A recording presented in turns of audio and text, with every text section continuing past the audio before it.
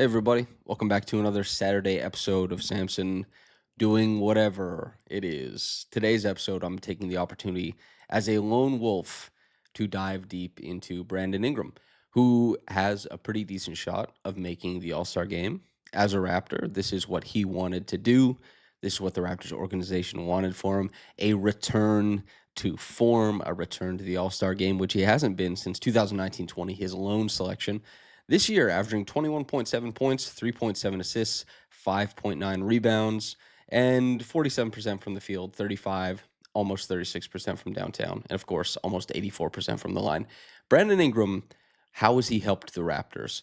Firstly, he takes the most difficult matchup, usually the best defender on the floor, tries to guard him. That frees up other players. He gives them offensive usage without requiring them to try difficult things and turn the ball over while still giving you okay efficiency to move the chains along. That by itself almost exclusively moves the Raptors up like 5 or 6 spots in offensive rating in a year where they've not been incredibly healthy. And I think the whole thing is that the Raptors haven't really tapped into the full capacity of what he can do, and he hasn't either. The 3-point attempt rate is probably not as high as you'd want. He's not shooting it as well as you'd want either. That can get better. He's also not cutting at a very high frequency or scoring in transition at a very high frequency, even though this is a Raptors team that cuts a lot and plays a lot in transition. The biggest disappointment, though, has been on its face, the playmaking. I have complained about this before. In this podcast, I'll actually be kind of going back on some of what I said. Things have been changing, and I wasn't paying close enough attention to things that were going against Brandon. I took the time to do a very deep dive into this, watching hundreds and hundreds of potential assists. Like, what am I missing here? We'll get into the meat of it. But to that point, I also want to try and address what the Raptors can do better to loose their potential all star. And I think by doing so, improve their offense, their offensive process, and their offensive efficiency. And quite frankly, I think it's a huge positive to be able to look at a guy who potentially could make an all star game and say, okay, we can actually improve a lot from where we're at right now. The easy stuff is, yes, he can shoot better from three. He's a very talented shot maker. He can do so. He's shot the midi pretty well. I think he's been very inventive with his mid-range scoring. The big thing is that it's 3.7 assists per game on 2.6 turnovers. This is the worst he's been at, let's say, by the numbers, playmaking since probably he was a Laker. That's a long time. And of course, this is incorporated a role change with the Raptors, but I want to dive into why the assists are so low. The turnovers are not that high for him. They're actually not. But the assists are uncharacteristically low. About an assist and a half every game is gone. And when I was looking into this, I was like, okay, what is going on here? Why does everyone shoot worse when Brandon Ingram passes them the ball? And you can critique his playmaking, and I have. You can critique some of the reads he's made out of doubles, and I have. In this podcast, today's, the video and audio portions, I won't really be doing so though, because I went back and watched, as much as I possibly could, and nothing made sense to me in terms of why teammates are shooting worse when he passes them the ball. This Raptors team is not a good shooting team. They are worse when Brandon Ingram passes them the ball. So when this happens, typically what you want to do is you can go look and be like, okay, is this guy like efficient? Does he command attention? I don't know. And that's what I did with Brandon Ingram. Is he efficient? Not hyper efficient. Does he demand attention? Yes, a bunch. Caitlin and I were talking about this after our podcast the other day, just poking around on some Brandon Ingram stuff. And it was that his double frequency has been going higher and higher because Raptors shot. They've been shooting as a team worse and worse. So Brandon Ingram has been seeing more doubles. Listeners, a lot of Ingram fans who are very in the know and watch him were saying he's getting doubled so much. Well, it's even more now. Over the past however many games, it's like 95th percentile in the NBA. He's seeing a lot of doubles. And because the Raptors just aren't making shots. So if a guy can draw two and he makes a pass, it's not as if he has this super high level of secondary assists or hockey assists, let's call them. His potential assists are only at 7.5. S just did a great video. You can go watch it where he's kind of critiquing that Ingram is not really getting rid of the ball quick enough. Like he's late to identify some of these doubles, which is true. And if we wanted to, we could go back over the course of the whole season and kind of dissect that. But I'm gonna shoot the bail going the other way this episode because I watched a lot of good decisions that resulted in great shots that just weren't made. And so we're gonna spend a little bit of time in this podcast looking at the shots or listening to me describe the shots where the Raptors they just don't shoot well when Brandon Ingram makes the pass despite the fact that great shots are there to be had. If you were truly like not a pessimist, you'd say this will not change. If you're an optimist, you say, well, this will change. Brandon Ingram's making the right decision in a lot of these plays, and Emmanuel quickly won't shoot 34% when passed to by Brandon Ingram on the season, or 42% on 2 point range. Jamal Shed won't shoot 26% from three when passed to by Ingram. You know, the 34% that Jamal Shed shoots inside the arc when passed to by Ingram. Sandro, the big man, shoots 33% inside the arc. Scotty, 47%. That's lower than Scotty usually shoots on 2 point percentage. Quickly shooting 42.5 on 2 point shots when Ingram passes them the ball. He usually shoots over 50%. What is happening here? So much of the passes, so many of the passes that Ingram makes are not correlating to good offense. Why? Because he has done a really good job of being an engine for his own offense. And the Raptors, they use him in all these simplistic ways. And, they could stand to do a little bit more complex stuff to free him up for better looks. But he is drawing attention. He's making reads, and the Raptors are not doing a lot with it. I think it stands to reason statistically, the only guy who's doing a lot with it is RJ Barrett, who's shooting 62% inside the arc on passes from Ingram and 39% from three. Although, because he's been injured so many or for so much of this season, we've not gotten to see that much of it. So I will say it's time to dive into the film. Make sure to like, comment, subscribe, all that good stuff, hype. And yeah, we're being Brandon Ingram apologists today because the assist percentage I don't think actually conveys the type of passes he's been making so far this year. So this is the game against the Pacers, and we're just going to exhibit what happens when a defense blitzes and you make the check down read.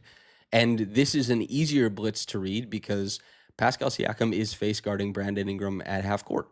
And so not only is Ingram obviously helpful when he's on ball, but he has that off ball gravity. And what we'll see here is it's pretty simple. Grady Dick is going to slip the screen. I believe Caitlin refers to this as the hot stove technique.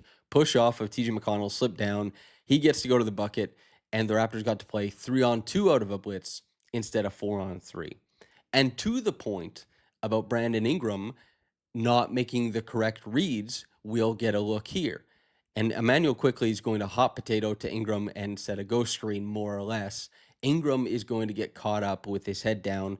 Bam is going to jump him, and he's not going to make the read to Quickly. Quickly has an adverse reaction to that. He puts his hands up and he says, like, hey, man, why didn't you pass me the ball? I'm clapping. My hands go to the side. What were you doing? Now, I understand why Quickly reacted that way. I do. But also, I'm going to play some blitzes that Ingram has faced. Ingram has made the correct playmaking decision that have gone for naught, meaning that he's not infallible as a passer, certainly. You understand why Quickly was frustrated. But watch these plays as Ingram consistently gives the Raptors 4-on-3 opportunities. The attention he receives above the break consistently creates these great shots, great opportunities, wide open shot for Quickly, only glass there, like nothing going on. This is Ingram making great plays. These are the Raptors getting really great shots, and nothing comes of it. I was confused, honestly, why the team just wasn't shooting well when he passed the ball. It didn't make sense to me. Like, it really didn't make sense to me because, yes, you could critique that sometimes he's late on a pass. You could say he's not great at identifying the doubles that are coming, especially the blind doubles. But you go and you do what I did, which was say, I want to get to the bottom of this problem here. And what happens then? So you want to get to the bottom of the problem, you say, okay, I guess I have to watch it all. So I watched basically all of his potential assists and looked for, are the Raptors, is he putting his teammates in bad positions? Is the shot quality that he's creating as a passer lower? And so does that create the lower outcomes we're seeing? The answer, I can really confidently say, is just no. He's creating great looks and they're missing, man. And this a little bit like, I agree with a lot of my analysis on critiquing the shortcomings of Ingram's playmaking in some sense, but I also have to rescind a little bit of the bite attached to it because upon watching all of it and just paying attention to it, this is a guy who, by and large, I think, is making the correct reads. Now, this play here, this is something you would come to expect. Like, this is normal for Ingram to have to deal with. The Raptors, their number one prospect, Colin Murray Boyles, he's an absolute demon defensively. He'll be on an all rookie team. He has a very bright future. He also does not have much gravity offensively, and teams play very low on him. The Clippers do so. So when Ingram picks up the ball, Murray Boyles is wide open above the break. Zubats, he's not leaving the paint. This is normal for a player like Ingram to have to navigate. That makes sense. Murray Boyles misses this shot. Okay, that's fine. You can expect these types of things. Ingram, you can see here, they're running 77 shallow. This is a double drag where CMB is sticking the first screen and Emmanuel quickly is the shallow screener cutting under. It's meant to manipulate where the help is in the gaps can be coming from. So Ingram turns the corner, CMB rolls. Ingram picks up the dribble pretty early, but he's got so much length that he's able to work and worm his way downhill and create a shot for CMB. So on the one hand, yes, CMB is a guy who's going to negatively affect spacing. Ingram sometimes will acquiesce to that and give him a prove it three.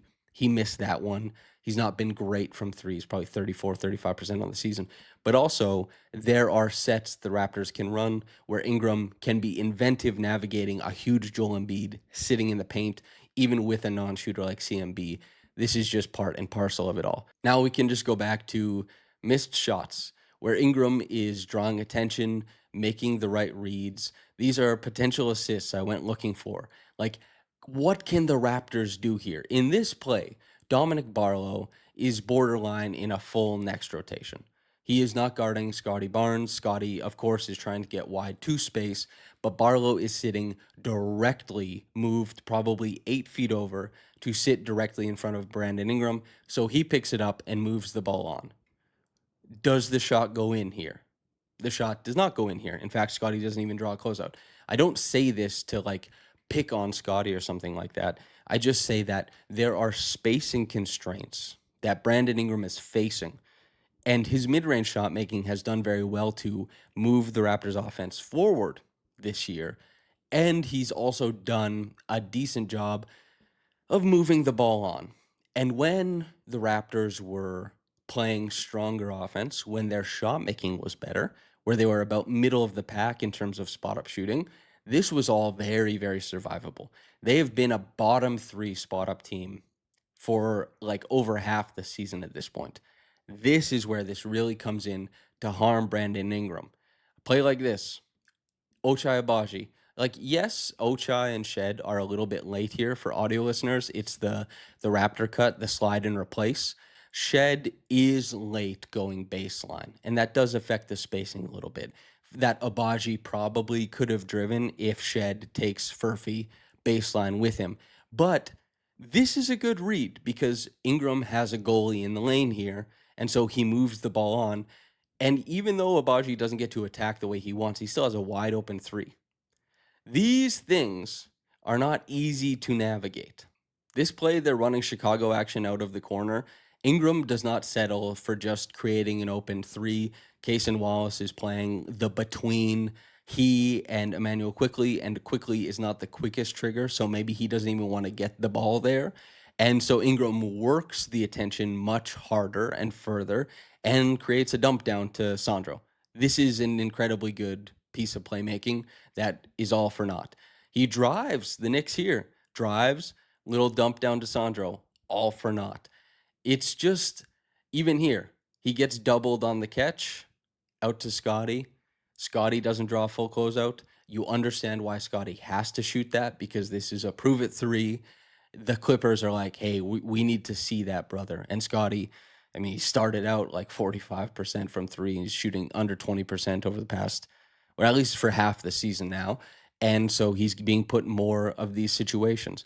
We'll discuss towards the other half of the podcast what the Raptors are doing to try and get themselves out of these types of situations where Scotty becomes the spacer for Ingram. They try and do things differently. I'll break down what's going on there.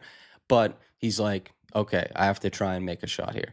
This one, okay, the Raptors, it's a good skip pass. They play with rotation, they try and make it happen. He got rid of the ball. He saw pressure. He got rid of the ball. It's like Ayton is stepping up high. Mobo, he doesn't have a ton of roll gravity, but the Lakers are pinching in, so it's a skip pass over the top. Shed makes the quick play. Rui, he's running IQ off the line. Personally, I think IQ could have probably created a three for himself there, but moves it on to Shed. You can ask yourself, like, hey, why doesn't Quickly work a little bit harder to create that shot for himself? He's a much better shooter than Shed. That's fine too. But it's just Ingram keeps seeing so many bodies. And I went back and watched it all. Like, he is not an infallible playmaker. He misses reads. It's true. Sometimes he is, a decent amount of times, he's late to process, like a blind double or something like that. But he's making a lot of the right reads. And the Raptors just do not have the makes to show him. They haven't been able to make shots, which is you have to understand that there is like mentality and there is psychology that plays into all this kind of stuff. He is creating good shots and his teammates aren't hitting them.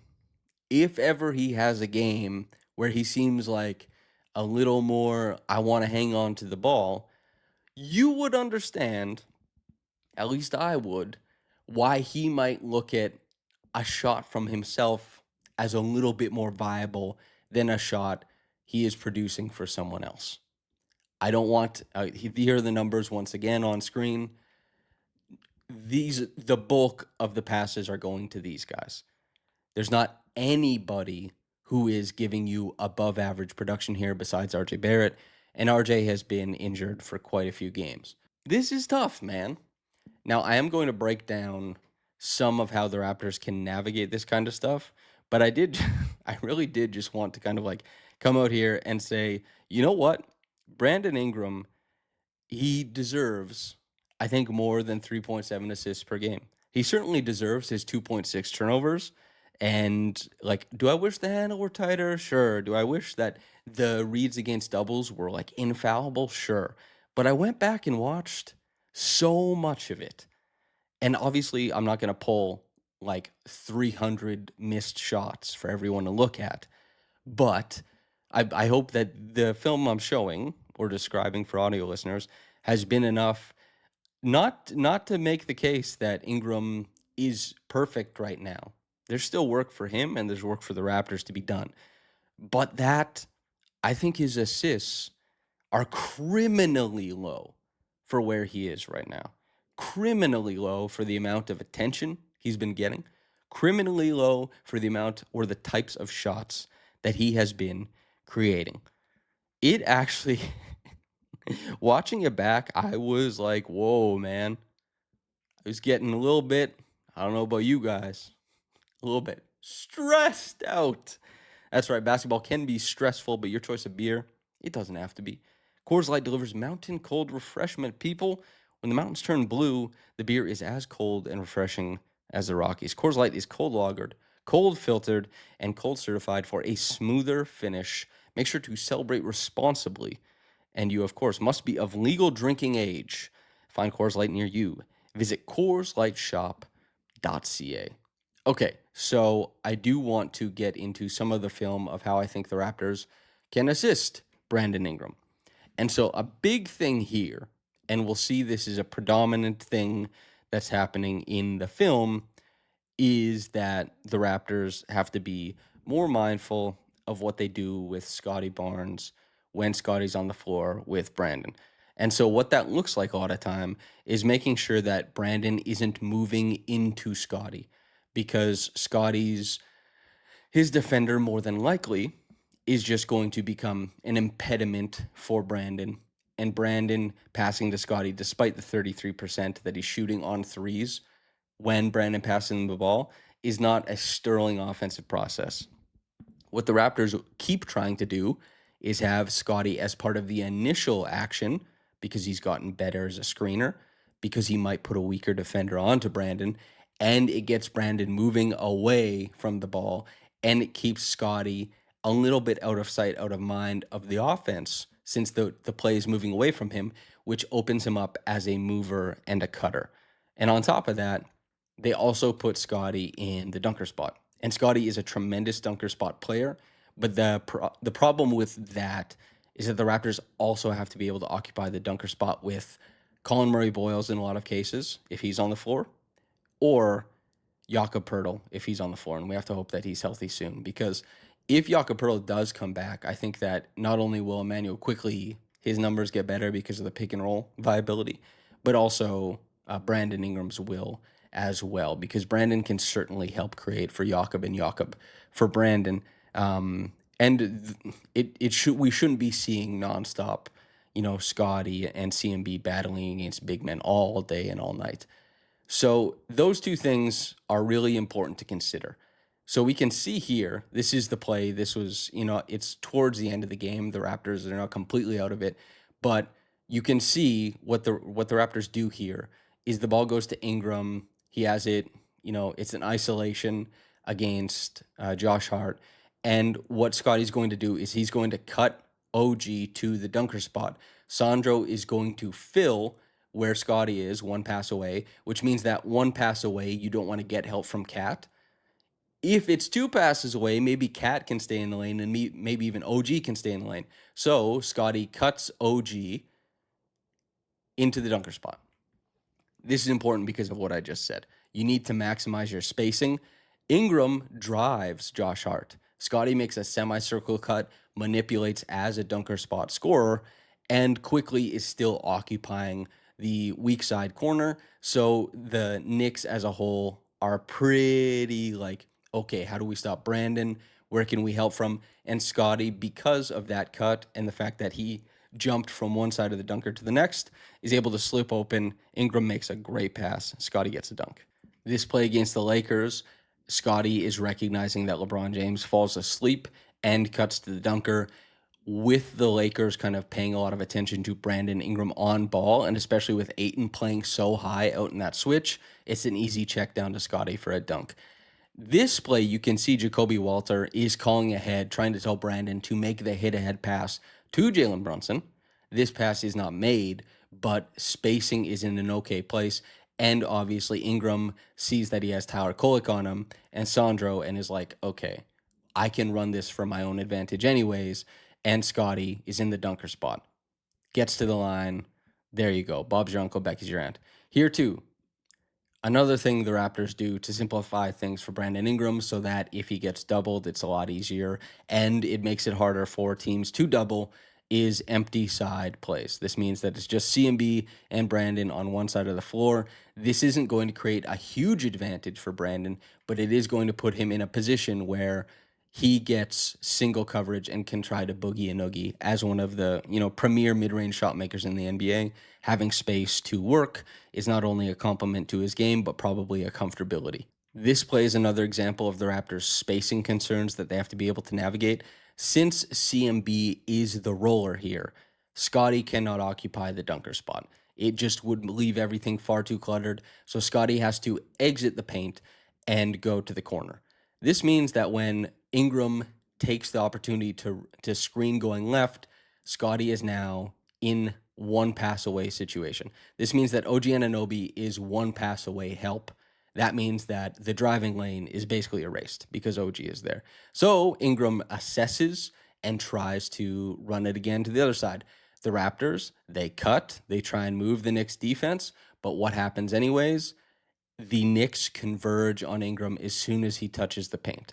Everybody's paying attention to him. There's not a lot of options here. Is there a pass to RJ Barrett? Yeah, there is a pass to RJ Barrett. Is there a read to Scotty? I don't think so. But is a paint to wing somewhat open, but mostly contested three for RJ the ultimate outcome here? No.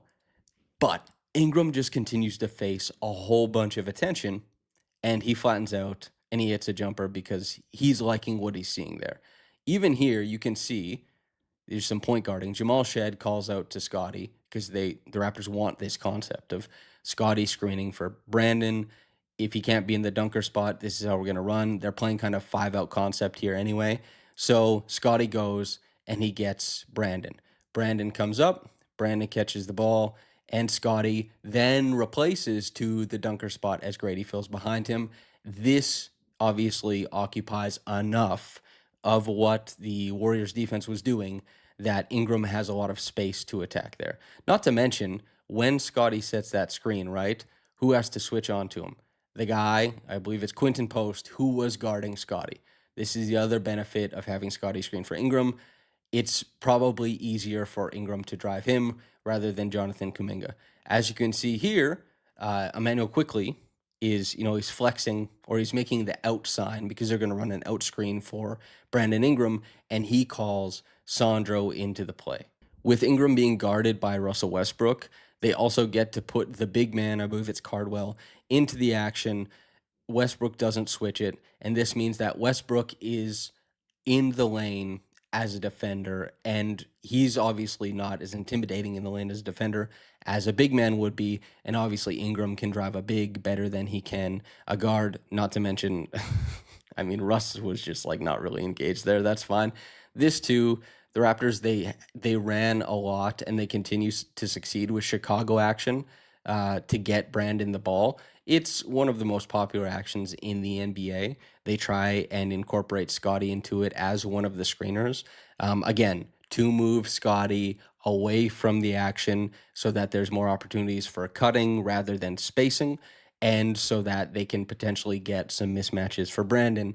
And this is just like a pet set they run. Brandon has done a very good job scoring against it, and he continues to be fairly ingenious at working to get his own shots, despite, I think, constrained spacing. And these are really important things. On top of all this, like the Raptors have to be able to run these actions for Brandon. They have to be able to get him going downhill like this. These are things that he should be doing. These are things that the Raptors should be doing, and I like to see them continue doing so. And this is how you maximize both Scotty and Brandon on the floor at the same time. Now, as I mentioned for the first half of the podcast, like the Raptors, they have to make more shots for their creators. And Brandon Ingram, I don't think there's anybody else on the team who is giving that quality of shot and getting that low an efficiency return. Not even from the point of view of like Brandon Ingram should have more assists, just from the point of view of like the Raptors need to score more points, and who is better at creating those looks currently than Brandon Ingram? I don't think anybody. So the guy who's creating the best looks on average, I believe, is they're receiving the lowest payout. That's just completely untenable. To the point about manipulating the dunker spot, this is something that Caitlin brought up too from the first game that the Raptors played against the Pacers. The Raptors have some pretty interesting usage of the dunker spot. They still can use Scotty in the dunker spot if he knows how to manipulate it. He's switching sides and kind of inverting the defensive process here. Caitlin and I have talked about this in the past. And so Jakob Pertl still gets space as a roll man. Of course, it's not Brandon running these pick and rolls, but, well, it is on this one actually. But Scotty's able to manipulate as a spacer in the dunker spot with Jakob on the floor at the same time. So there's still room for Jakob to roll. But the thing is, with CMB instead of Jakob, he's not quite the same level of target man. So there's room for the Raptors to improve in terms of their process. There's room certainly for them to shoot better when Brandon Ingram passes them the ball. And I just thought this was so interesting because I was a little underwhelmed with the playmaking I was seeing from Brandon Ingram. And I wasn't surprised to see that the assists were lower. And obviously, everybody knew when Ingram comes to the Raptors, he's joining a team that doesn't shoot the ball very well. He helps with that, not only in his own shooting, but with what he creates. But it's just been interesting that they've gotten good looks and they've shot worse. And when it's a guy like Emmanuel Quickly, He's the shooter on the team. A guy like Jamal Shed shoots 26% on your threes, whatever. That's totally fine. A guy like Quickly shoots 34%. When given the types of shots he's getting, it's almost has to be like north of 38 from three. And that's just not happening. That's tough. And Sandro, Sandro, the fact that he's shooting 42% or 36. What percent was Sandro shooting inside the arc? I can't remember. Let me pull it up. Sandro, yeah, shooting 33% in the arc. Considering that he's a strong driver, considering that he is like not small, 33% is unsightly. Scotty, 47%. He's a better shooter than that inside the arc for sure. It was weird to see that happening. It left me a little bit confused. And, I always like to, when I have the time, just like go dive deep. And so I had the time and I was like, all right, let's go look at all of Brandon's potential assists. Let's see what the Raptors are actually doing. Because I've kind of been second guessing the analysis of like, well, I just don't think he's playmaking at the same level. I think he is playmaking roughly at the same level. I think the Raptors have been missing a ton of shots. And again, not to say that Ingram doesn't miss reads, not to say that he could be there's no way he could be faster at processing the floor. He can be better. Potentially he will be better. But the Raptors are leaving some shots on the floor, man. That's the whole takeaway of this Daygum podcast. The Raptors are leaving some shots on the floor. Based on this and just like making sense of it, I'm going to predict a top half offense for the Raptors after the All-Star break. Everyone gets rested, particularly RJ, who plays really well with Brandon. I think his ankle gets better. He has that explosivity as a cutter, probably more balance as a shooter. Quickly is not going to be this bad a shooter over the course of the full season. He's going to regress to the mean. These guys are going to help support Brandon in his playmaking. Colin Murray-Boyles, as we could see on some of these plays where he is the guy he's the guy in the short roll. There's opportunities for him to make plays, but he's a little bit gun shy and he doesn't. His confidence as a roller should grow over the course of the season too. He should be more of a scoring threat there. Like here, you just gotta. That's a great pass to Scotty, and neither of them finished. That's crazy pants. But CMB here, like, put the ball down and go finish at the rim. Obviously, RJ is not a bad shooter, but there's just so much room for the types of shots that Ingram is creating to be more efficient on the other end of it. And if Jakob Poeltl is back, Jakob Poeltl is extremely efficient. So all that, just food for thought. I figured, he might make the All-Star game. He's a very strong player, All-Star level potentially, and his playmaking has been so weird by the numbers that I just thought it deserved a second look. And so I watched it all back, and the place I came out on the other side of was that Brandon has been better than the numbers suggest. That's it. Brandon's been better than the numbers suggest. Playmaking in particular. Shooting, he should shoot a little bit better from three. Great. Cut a little bit more, sure. Maybe a little bit more to the rim more often. Push a little harder in transition, maybe some of these things. But his playmaking has been better than the numbers would suggest.